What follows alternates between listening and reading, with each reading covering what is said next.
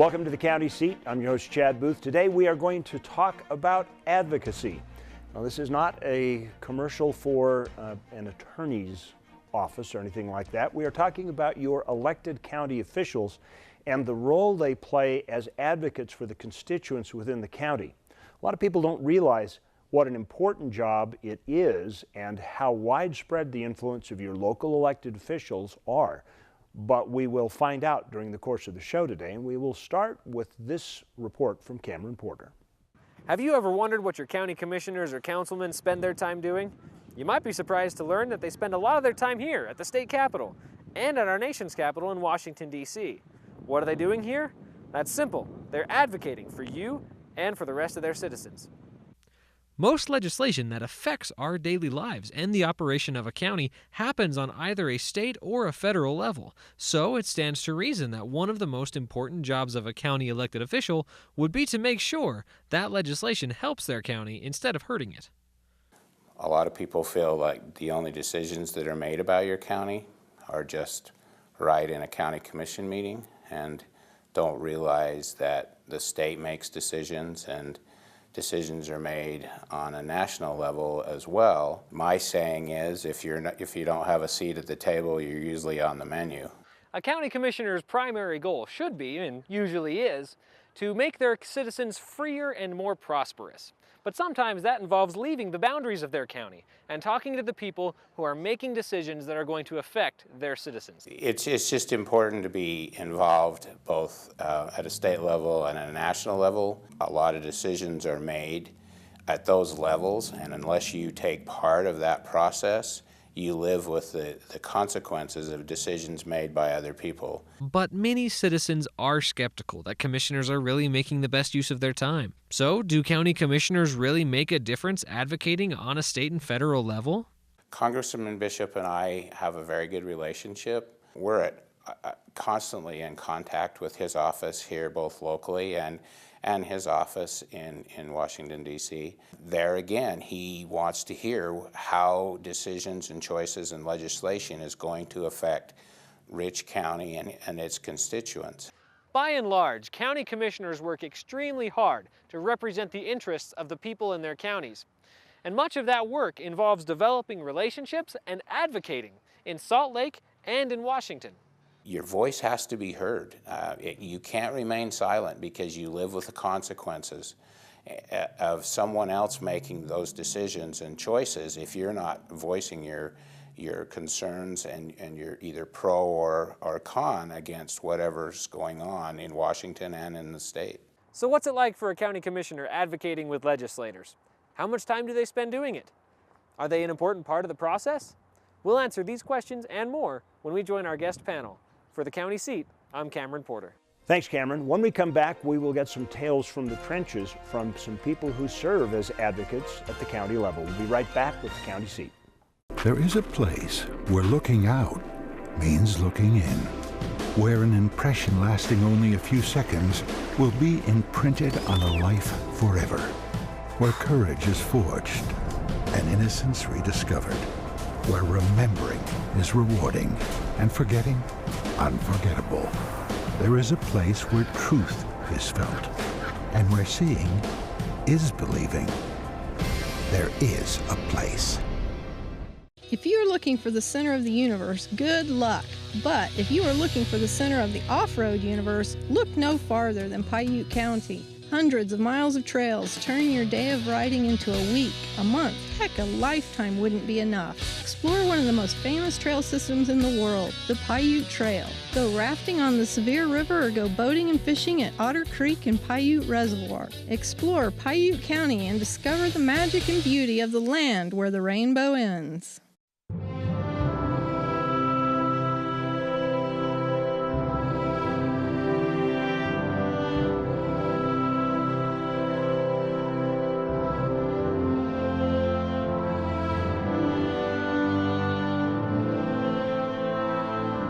In a place that is beyond words, there is nothing to be said, except take your time in Bryce Canyon country.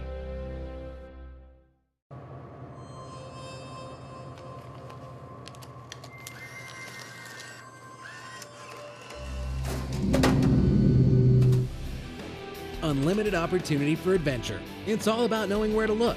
ATV adventures, rock crawling events, art festivals, and wildlife events. The opportunities are limitless.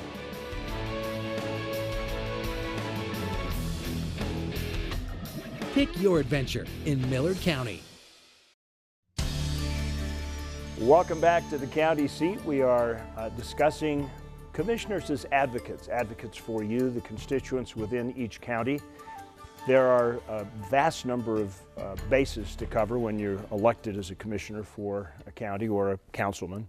And we are going to kind of cover some of those bases in our conversation today. Joining us from Congressman Chaffetz's office, Kelsey Berg, who is the Energy and Natural Resources Advisor to the Congressman. We have Carrie W. Gibson, Commissioner from Weber County, and Darren Bushman, Commissioner from Paiute County. So we've got the city mouse and the country mouse here. So just as a question, how many boards and roles do you fill as commissioner? Have you ever counted them? I've never counted them, but I'm guessing 25 to 30. And so there's an awful lot of responsibilities, and frankly, I consider myself a little bit of both the city and the country mouse, and that probably exacerbates the challenge just a little bit because I have a rural background and a rural feel, and yet live in a fairly urban area. So it's a good opportunity, I think, for all of those viewpoints to come together as we discuss some of these challenges and hear from a diverse type of number of voices. It's really good to sit in a room and hear people talk about their unique challenges and how they might actually affect us, even though we live in a different part of the state. Darren, what about you? Well, as far as the number of boards, I'm certain it's not as many as Carrie. We don't have nearly the issues. We don't have transit authorities. We don't have those other things, but we certainly have plenty of issues, and we have plenty of boards and responsibilities that we're involved in. And Carrie's right, there is a lot of overlap, you know, especially with a county like their county that has a rural part of it as well. We have issues that overlap. We have, you know, issues with federal overreach or policies or agencies, and those often overlap quite extensively. So on the other end of this, Kelsey, how often are commissioners within the state in touch with you? Is it monthly, daily, weekly? Probably daily. Obviously, it depends on the county. Some counties have a little more. Some are more trouble than others? That's not what I was going to say. Kelsey really is the commissioner's babysitter. Yes. No, but some counties do have a little more involvement with federal agencies, particularly in what I do. You know, some counties have a lot more BLM, a lot more Forest Service, where there are some counties in the state that have very little, like Morgan County, for example. But if you're doing your job, you're in constant contact with the commissioners because they are the most close elected official for those counties and for those people. You know, I mean, my boss is elected by hundreds of thousands, and these guys are elected by, you know, hundreds. And so they do represent the voice of the people. Well, in Darren's case, I think Carrie Tens? actually got a couple more votes than that. Yeah. In Paiute County, that's pretty much true. You know, Brian Steed from Congressman Stewart's office said last week at a meeting I was at, he said the commissioners are really the eyes and the ears of the delegation. And, you know, so we are in constant contact with them. It's on a regular basis that we're updating on what's going on, issues we're having, challenges we're having. And if it's not directly with DC, it's with their staff, like Kelsey. So Chad, one thing that I've noticed, having spent some time in the state legislature and now spending time with our federal delegation as well, one thing that legislators love to have is some type of consensus. They love to understand and to feel like issues have been discussed among a larger group of their constituents, and that they then are delivered by representatives of those constituents that can be trusted to come through with a good policy decision or a good well thought out direction. And so I think it makes a lot of sense for us when we can go into Congressman Chaffetz's office or Congressman Bishop or Senator Hatch, Senator Lee, Representative Love, any of those, and say, listen, this is something that has been well thought out among a large group of people. And then by nature of the fact that we are the locally elected officials, we can deliver that message with some credibility. And we have seen tremendous success. We've seen tremendous respect coming from those offices where those representatives know that this has been a powerful position that they can then take forward and feel confident moving forward with. Absolutely. If something's been vetted through the Utah Association of Counties and the whole group's come together on it and taken an issue on it, or a position on it, it's really helpful to them. This is a good place to take a break. We'll come back and kind of get into some of the conflicts of things that happen when commissioners are giving input to different agencies on the county seat. We'll be right back. There's a little place on a Utah map where I was raised, where my heart's at, where the sagebrush grows wild and high, and the stars come out at night. Oh, there ain't nothing like being raised in the basin with a Ute reservation, skiing starvation, that Duchesne County life. Kanab, base camp for your southern Utah adventures.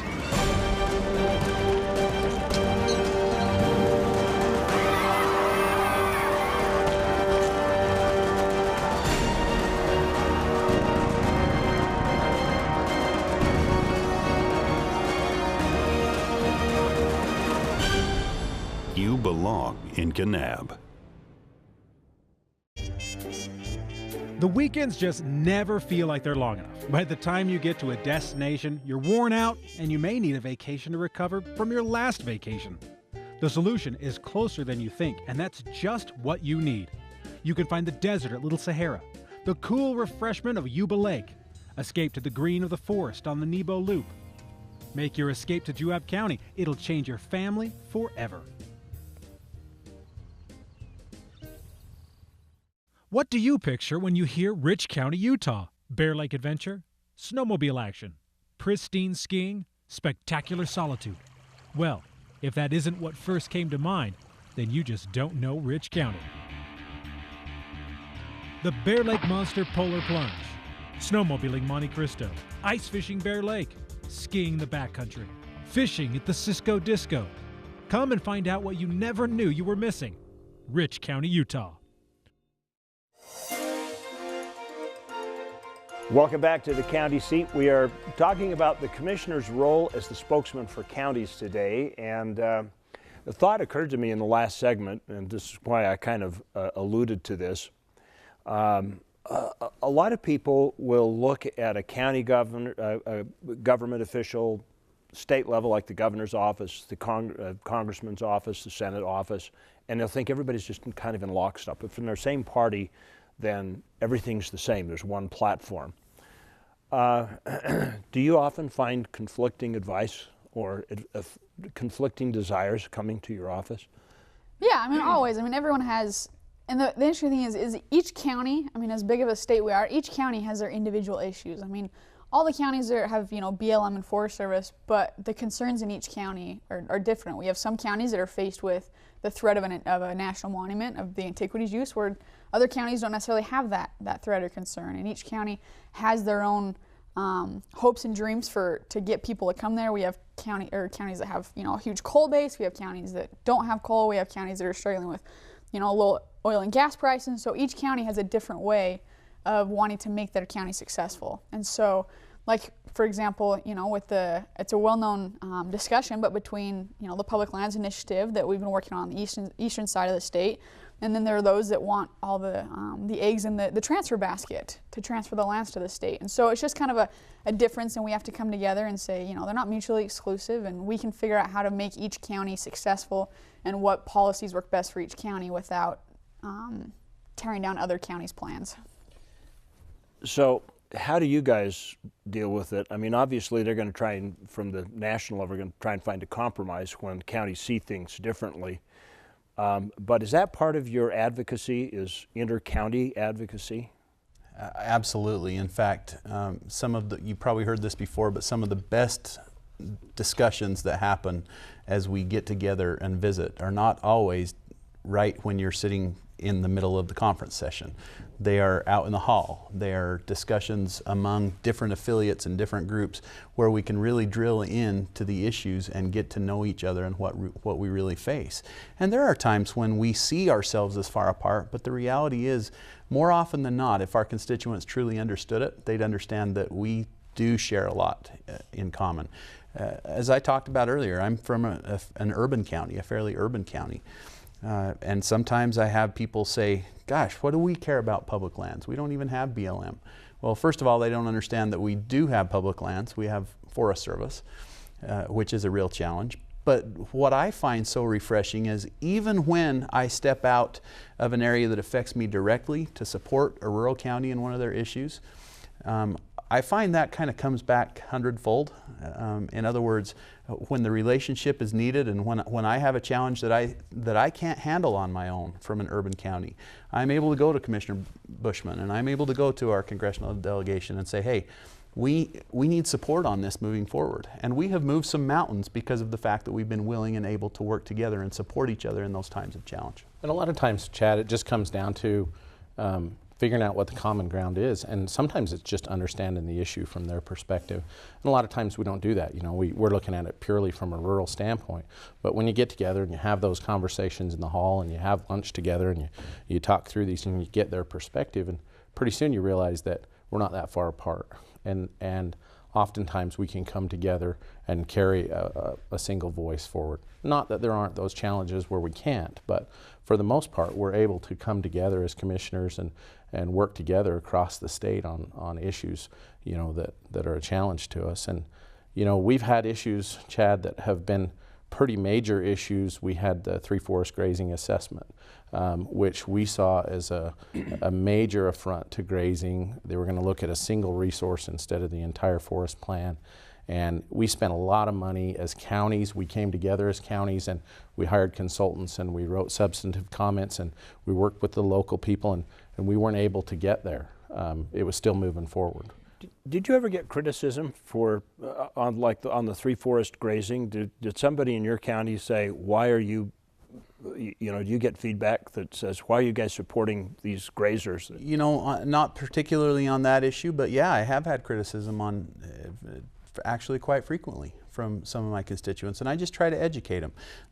They'll come in and say something again like, why are you involved in this public lands fight? Why are you supporting these heavily public lands counties? And should we, why are you spending your time working on those issues? And like I said before, I think that it's an education process, and I'm willing to take the criticism and explain why we do what we do, because frankly, there is no question that we're better as a team.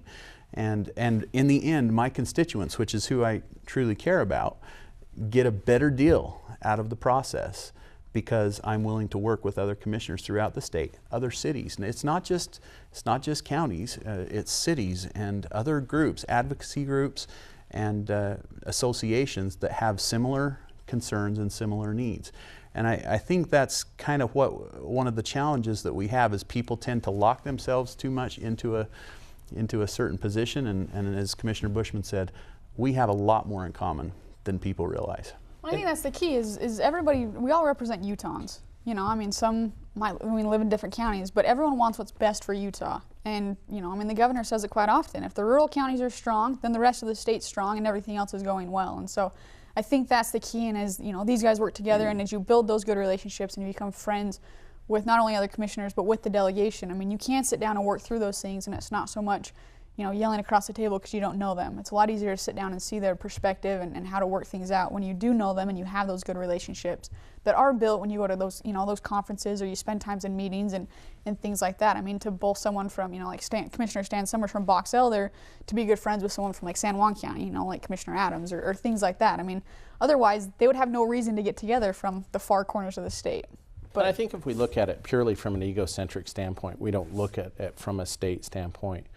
I think it's bad policy. You know, these lines between counties, they're kind of make-believe in a lot of ways. I've never actually seen one driving on the highway. Right. And so you know, you have to put on your state hat a lot. You know, you can't just look at it purely from a, you know, greed standpoint for Paiute County. You do have to put on your state hat. But, you know, in the scenario of the three-forest grazing assessment, we couldn't solve it locally. And so it took an advocacy trip to Washington, D.C. We went to the National Association of Counties. We got them involved. From that, we went to the Chief of the Forest Service. We got him involved. And literally one meeting, it was resolved. And so, you know, was it worth the trip to Washington, D.C.? Yeah, they're expensive, but that was well worth the trip to Washington, D.C. I kind of want to redirect on that. You know, there are a lot of people that would say, well, why don't you just send a brief? You know, like the county's got a point of view, why don't you just write it up and send it in, almost like you would on a BLM comment period. Because they don't read them. They don't read them. Does that answer the question? I mean, the reality is it's about relationships, Chad, and that's really with all that we do. When I walk into the congressman's office, he looks at me, he knows me, he shakes my hand, and I'm not just a constituent to him because I have invested the time to build a relationship with him. And that really makes a difference. And I think it just carries an awful lot of weight. And it's beyond that, even into the agencies, Chad. I mean, we have our representatives to NACO from both the Forest Service and the BLM. We're on a first name basis, right? They know who we are. When we come to them, they know that we're coming to them with a real issue. We're not just coming to them with hyperbole. And so we've built a relationship. And, you know, it's the same way with people in the agency. You know, at this point, Chief Tidwell is on a first name basis with a lot of people in Utah, you know, because of the meetings and the advocacy work that's been done with the Forest Service. You think about anything, if it's important enough for a county, you know, especially a small county like Paiute, to send their elected representative back to DC, people know that's important. If you just send a piece of paper, then, oh, you know, take it or leave it. But it's important if people show up. Good point. We're going to take a quick break. We'll be back with some final thoughts on the advocacy role of commissioners. I've learned a lot today. Have you? We'll be right back on the County Seat. What would you do with an extra day in Utah Valley? Explore the Wasatch Mountains? Snap a family photo at Bridal Veil Falls. Cool off on Utah Lake or the Provo River.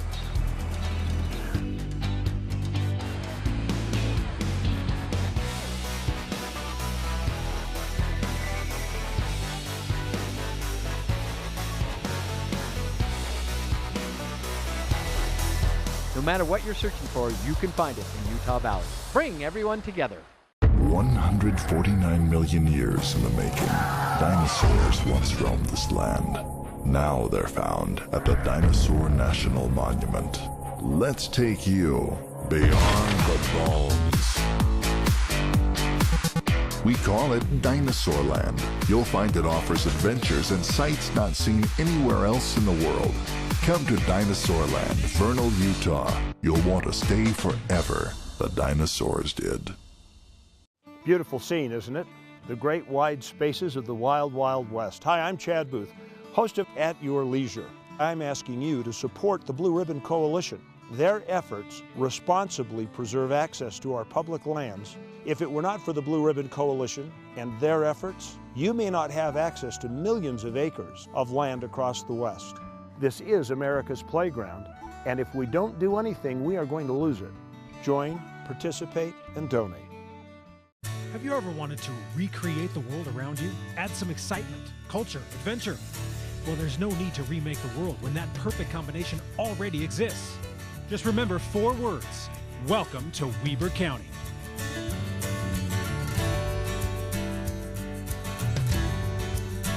In Ogden, you'll find everything you're looking for, from the top of Powder Mountain to the restaurants of our revitalized downtown.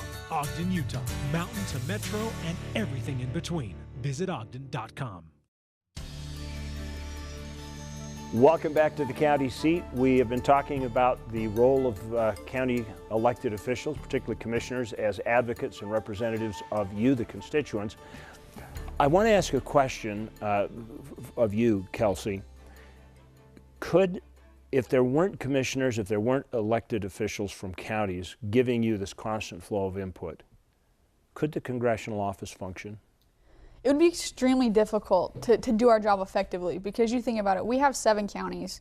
I'm one person, and my main responsibility is those 7 counties, and I can't be everywhere at once. And so we rely on the commissioners to keep us updated on specifics going on within their counties, specifically with agencies. You know, I mean, these agencies have new rules and regulations and comment periods and stuff like that coming out all the time, and so to be able to understand how those affect their county specifically, we rely a lot on them to call me and say, hey, we have this meeting coming up, you know, could you come down to that? Because otherwise I'd be running all over, not doing anything effectively. So you don't ever avoid their calls, huh? No. You know, the thing about that, Chad, is not officially. in addition to our congressional delegation, it's our state delegation. You know, you have somebody like Representative Noel who has 11 counties, or Senator Okerlund has, I don't know what it is, 9, 10, 11 counties. You know, we're kind of their eyes and ears as well. And, you know, I found early on as a commissioner that it was really important to work with them and to meet with them on a regular basis and basically advocate to our state legislature. And so, you know, I've committed to spend time at the state legislature every year when it's in session, and I found it to be invaluable to address issues that are Paiute County specific. So. And that's one of those things that I can speak to personally, again, having been there.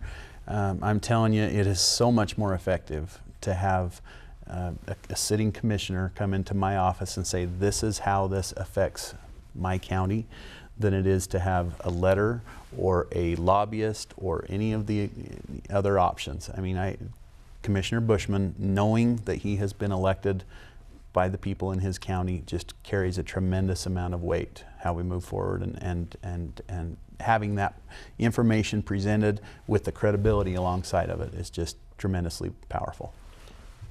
Would you make more mistakes as a legislator if you didn't have that input? Because sometimes there'll be bills that'll come up and all of a sudden you'll hear a flurry in the legislative session. The commissioners will all be together in a room and they say, oh my goodness, what's going to happen? So, absolutely. I mean, we have hundreds and hundreds, thousands of bills that will be debated during a legislative session in a 45-day period. And there is just absolutely no way to understand all of those ramifications without having people that are trusted and reliable that can weigh in on a credible basis. And so it's tremendously important. I can't tell you how many times, Chad, at the state legislature, I've had a legislator tell me, I didn't understand that. I'm glad that you explained that to me, because I didn't realize how it impacted your county or how it would impact this or that. So, you know, I've heard it hundreds of times. Well, I think that's the key, is each bill would affect, you know, the urban part and the rural part differently. And so a lot of people don't understand that until you get each county that comes up and says, well, we've looked at this specifically for us. This is how this would affect us. Well, I want to just take 1 second as we wrap up the show today to very quickly tell you that I've seen these guys during the legislative session, and they're not up there hanging out in the lobbyist room. These guys have got their sleeves rolled up and they are working it. And so we appreciate your taking the time to come explain this to us. Kelsey, thank you for joining us to represent the national interest. Thank you for tuning in to our program, and be sure to share this with your friends. We'll look for you next week on the County Seat.